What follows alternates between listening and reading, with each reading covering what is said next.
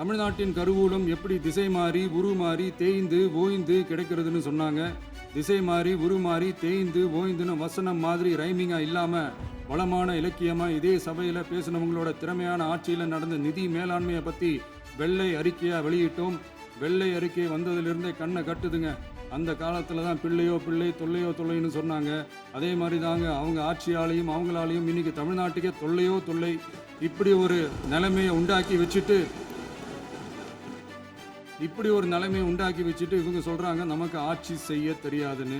நம்ம அமைச்சர்களுக்கும் நம்ம சட்டமன்ற உறுப்பினர்களுக்கும் ஒன்றும் தெரியாதுன்னு. ஆமாங்க, எங்களுக்கு தெரியாது தான். எங்கள் சட்டமன்ற உறுப்பினர்களுக்கும் அமைச்சர்களுக்கும் மக்கள் பணி செய்ய தெரிஞ்ச அளவுக்கு மக்கள் பணத்தை சுருட்ட தெரியாது தான்.